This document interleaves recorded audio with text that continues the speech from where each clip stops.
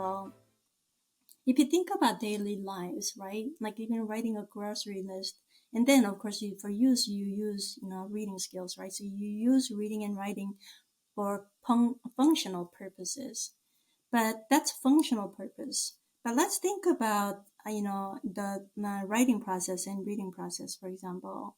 If you think about the writing process, um, many writing tasks require reading, right? Many writing tasks ask the writer to read something and write about it, right? So if you think about, writing assessments in, grades 3, 4, they have to, students have to read something and write about it. If students have difficulty reading words, if they don't have a strong text reading fluency or reading comprehension, the quality of writing will be impacted because they cannot generate high quality ideas. That will be the source for the writing text, right?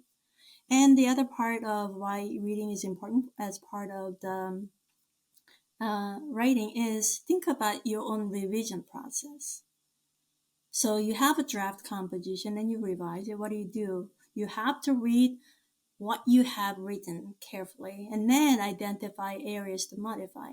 So if you and when you read your own composition, if you have again difficulty in reading your own words, right, or text reading fluency and comprehension, meaning that you cannot develop an accurate idea or mental model of what you have written, then revision process will be negatively impacted because, right, you have to know exactly what you have written. Is that aligned with your goal, right? And then evaluate it, and then you have to revise it, right? So there's a reason why reading is intricately related to writing.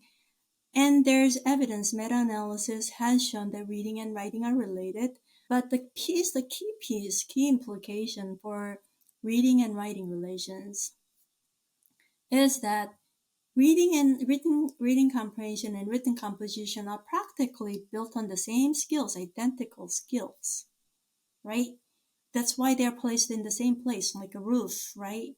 That does not mean that these skills are used to the same extent for reading process versus for writing process. There's actually reading and writing are not identical. There's reason for it, but the implication then is if reading and writing are built on identical skills and they're related, then when you teach reading very well, students' writing will improve. And when you teach writing very well, students' reading will improve. And studies have shown that. Another important piece is that then when you teach reading and writing in an integrated manner, when you do that very well, it would have a synergistic effects on both reading and writing outcomes. So when you teach word reading, incorporate spelling. When you teach spelling, incorporate word reading. When you teach reading comprehension, link it to written composition and vice versa. Right. And so instead of teaching them you have your reading block and then you have your writing block after it, thinking about integrating them because one is going to influence the other. Exactly. I mean, there are unique pieces that you have to tease out in the reading block, and there are unique pieces that you have to tease out in the writing block. But there are definitely pieces that you can actually address in a very, explicitly linked manner. And this is really important.